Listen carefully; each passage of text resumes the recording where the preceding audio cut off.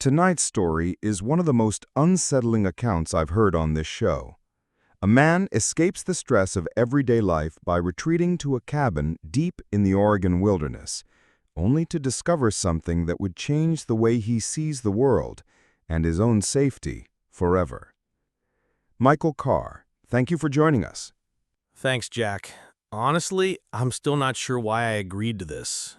Maybe just to get it out of my system. I still don't sleep well when I think about it. Let's start slow. Take us to the beginning. How did all of this start? Well, I was always kind of drawn to nature.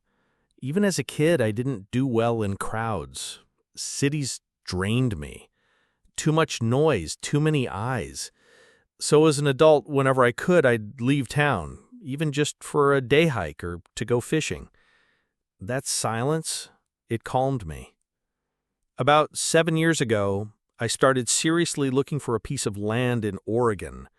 Somewhere remote, not too expensive. Took me almost a year to find something that felt right. It was a 6.4-acre plot about 20 minutes off the main highway in southern Oregon. Heavily wooded, no visible neighbors, and a narrow gravel road that twisted through thick forest before dead-ending near a hill. It was rough, unkempt. The kind of place you'd only find if you were looking for it. I knew it was the one the moment I stood under those trees. It felt like the world had disappeared. And you built a cabin there? Yeah, nothing fancy. A 16 by 20-foot structure, cedar siding, small loft, wood-burning stove, solar panel on the roof, compost toilet, water from a hand pump connected to a shallow well. No phone signal, no Wi-Fi, just me, the trees, and the sound of the river about a 5-minute walk from the porch. I did most of the construction myself over a couple summers. It was hard work, but good work. Gave me something to be proud of. Did you spend much time there? At first, just weekends. Then I started going more often. Long weekends, then full weeks. My wife, Rachel, wasn't a fan. She said it creeped her out. She came with me once, but didn't stay the night. I always thought that was funny. I saw the place as peaceful. She said it felt like something was watching us. That seems ominous in hindsight. Yeah, I wish I'd listened to her. Anyway, fast forward a few years. Things with Rachel weren't great. We'd been married 8 years, no kids, a lot of pressure at work. I was in marketing, deadlines, presentations, constant anxiety. One night, we had a huge fight. Over nothing, really. I just snapped. That was when I told her I needed a break. I threw some things in my duffel bag, grabbed some instant food packs, a headlamp, a knife, a flask, and drove 6 hours to the cabin. I didn't tell anyone where I was going, not even my brother. I just need to be alone. I parked my truck at a roadside motel I usually use for overflow parking. From there, it was a 40-minute hike through the woods. It was late March, still cold, with patches of old snow hiding under the ferns. So when you arrived, it was just you in the forest? Exactly. I lit the stove, aired out the cabin, and opened a bottle of cheap whiskey I'd brought. For the first 2 days, I barely moved. I just sat on the porch, stared into the trees, listened to the wind. It felt like I could finally exhale. No emails, no arguments, no deadlines. I even started sketching, something I hadn't done in years. But on the third night, everything changed. That third night started out like the others. Cold, quiet, peaceful. I'd made a fire, heated up one of those vacuum-sealed meals, and sat on the porch sipping a cup of coffee laced with bourbon. The stars were crystal clear. No moon. Just black sky and a million tiny lights. At around 10:30 p.m., I started hearing something very faint. Not an animal, not the usual creaking trees. It was rhythmic, repetitive, almost like low chanting, but distant, carried by the wind. At first I thought I imagined it, but then I heard it again. It wasn't close, but it was too deliberate to be natural. I turned off my lantern, stepped off the porch, and just stood in the dark, listening. That's when I noticed it. A soft orange glow bleeding through the trees. Maybe half a mile out. downhill. It wasn't the soft flicker of a campfire. It pulsed, like it was controlled, like torches. I stood there for maybe 2 full minutes, heart thudding. Something in me said, "Don't go," but I was too damn curious. I thought maybe hikers were doing something stupid, lighting a fire in a restricted area. Maybe I'd just go down, yell at them, or snap a photo in case I needed to report it. So I grabbed my phone, put on my jacket, and walked toward the light. Were you nervous at that point? Yes, but not scared. Not yet. It was more like unease. Like when you enter a dark basement and suddenly remember all the ghost stories you've ever heard. My flashlight was off. I didn't want to give myself away. I followed a narrow game trail downhill, stepping over roots and ducking branches. As I got closer, the sounds got clearer. It was chanting, slow, heavy syllables in a language I didn't recognize. And the light, it was firelight, dozens of torches flickering in a wide circle. Then I saw them. What exactly did you see? There was a clearing I had never noticed before, a perfect circle about 60 feet across. In the center was a massive flat stone, like an altar. Around it, about 20 people stood in a ring, all in black robes with hoods. Their faces weren't visible. And then I saw the victims. 3 people, 2 men and 1 woman, were tied to trees on the edge of the clearing. Their mouths were gagged. One of the men was thrashing in panic. The woman had blood on her forehead. That's when it hit me. This wasn't a joke. This wasn't some hiker ritual. This was real. Did they see you? Not yet. I crouched low behind a fallen log and pulled out my phone. I zoomed in and took 1 photo. Just 1. The moment the shutter clicked, the entire clearing went silent. What? Every single one of them stopped, as if they heard it. And then, in unison, they turned their heads directly toward me. Even though I was far away, in pitch darkness, low to the ground, I swear to you, they saw me. Not in a general direction. They locked eyes with me. It was the most horrifying moment of my life, that absolute, deafening silence, and 20 robed figures staring at me like I'd just stepped into hell. What did you do? I ran. I didn't think. I just ran. No flashlight, crashing through branches, slipping in mud. My legs were moving before I even realized it. I didn't look back, not once. I didn't want to know if they were chasing me. It felt like I was running for an hour, but it was probably 15 minutes. I was winded, scratched up, bleeding. My jacket was torn. I reached the cabin, slammed the door, bolted it, and shut off every source of light. I dropped to the floor and just listened. The forest was completely still, but in my gut, I knew they were coming. I stayed on the floor, breathing so hard I thought I'd pass out. My ears were ringing, and every creak of the trees outside sounded like footsteps. I tried to convince myself it was all in my head, that maybe they weren't coming, that maybe I was overreacting. But about 40 minutes later, I looked out the window. Just a sliver. Didn't want any light escaping. And I saw them. At least 6 figures, standing dead still among the trees, maybe 30 feet from the cabin. No flashlights, no torches, just silhouettes, watching. I ducked instantly. My heart was hammering. I crawled into the kitchen, grabbed a hunting knife from the drawer, then slid under the bed, trying to stay quiet. I stayed there for maybe 20 minutes, until I realized something. They weren't moving. They weren't advancing. They were just standing. That's when I remembered the crawl space. Crawl space?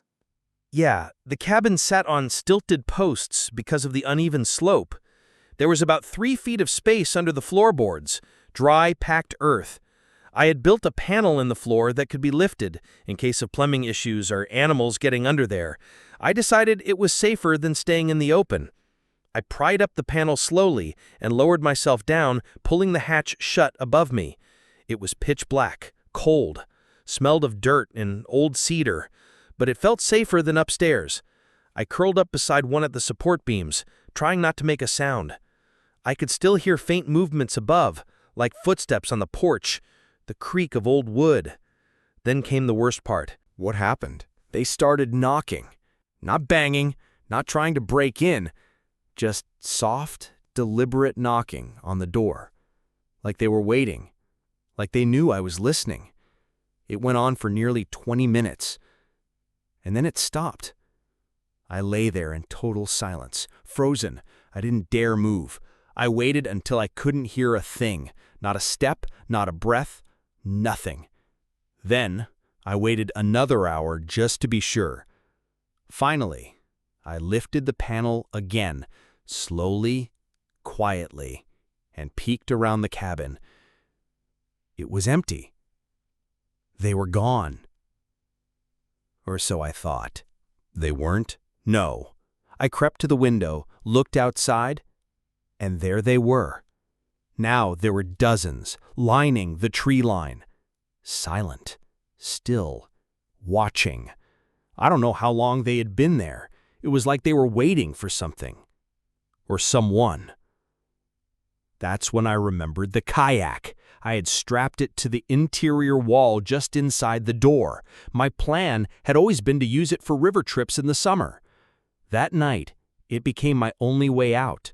You were going to escape by river? Yeah, it was the only option. The truck was miles away and I wasn't going to make it on foot. I moved as quickly and as quietly as I could, unhooking the kayak and paddle. I opened the rear door, stuck the paddle out first. Nothing. So I slipped out into the night, dragging the kayak toward the river. And as I passed the corner of the cabin, I saw them. 3 of them, closer now. One was standing right at the porch steps. No movement. Just watching. Their faces were hidden by hoods. I nearly dropped the paddle, but I kept moving. They didn't stop you? They didn't chase me, they just watched, as if letting me go was part of the plan. That almost made it worse. I made it to the riverbank, slid the kayak into the water, and paddled out into the current. The cold bit through my jacket, my hands were numb, but I didn't stop paddling until I was at least 50 yards from the shore. When I looked back, they were standing there, a full line of them along the bank, unmoving, just dark outlines against the trees. Then they all lifted their hands, slowly, and waved, in perfect unison. That's when I lost it. I screamed. I paddled until my arms gave out. The current carried me until dawn. I finally drifted ashore a few miles downriver, near an old fishing dock I remembered from hiking maps. I tied the kayak to a post and just lay there for a while, soaked, freezing, my mind spiraling. By mid-morning, I reached the highway and flagged down a truck driver. I didn't say much, just that my cabin had been broken into and I needed help. He dropped me off at the nearest town, and from there I went straight to the sheriff's office. I told him everything, about the chanting, the people in robes, the fire, the hostages, everything. How did they react? At first they thought I was drunk or having some kind of episode, but when I showed them the photo, the one from my phone, they got quiet. Really quiet. They took me seriously after that. The sheriff called in a team and had me lead them back to the site, the clearing where the ritual happened. But when we got there, it was gone. Gone? The clearing was still there, but the torches, the stone altar, the ropes on the trees, all gone. It was as if someone had scrubbed the place clean. Not even a single footprint in the dirt, just ashes in the center. Not even warm, no signs of anything recent. They searched the entire forest around the area, found nothing. No sign of trespassers, no signs of people. The sheriff even asked me if I was sure I hadn't imagined the whole thing. But he'd seen the photo. And here's the weirdest part. When I opened my phone to show it again, the photo was gone. Deleted? Not just deleted, erased. Like it was never taken. I know it sounds insane, but I swear on my life, Jack, it was there. I showed it to the sheriff and his deputy. They saw it. Then it vanished. They logged the incident, told me to stay in town for a couple of days in case I remembered anything else. But I didn't. I just waited. And left. I never went back to the cabin, not once. I sold the land within a month. Took a loss on it. Didn't care. And you never heard anything about it again? Not officially, but a few weeks later, I started getting strange letters in the mail. No return address. Just a single sheet of paper. Blank. Except for one sentence. You weren't supposed to see. I got 3 of those. Then they stopped. Jesus. Yeah. I've told a few people about it over the years. Friends, my brother, a therapist. Some believe me, most don't. I've made peace with that. But every now and then, I'll wake up in the middle of the night, heart racing, convinced someone is standing at the end of my bed. I keep the lights on now, every night. Michael, I can't imagine what it's like to live with that memory. Thank you for sharing it with us. I think a lot of listeners are going to sleep with one eye open tonight. I already do. If you're still with us, thank you for listening to tonight's episode of The Jack Colton Show. Some stories leave more questions than answers, and this one, well, I'm not sure we'll ever really understand what happened out there in those woods. But maybe that's the point. Sometimes the forest doesn't want to be understood. Until next time, stay curious, stay cautious, and as always, keep the lights on. Good night.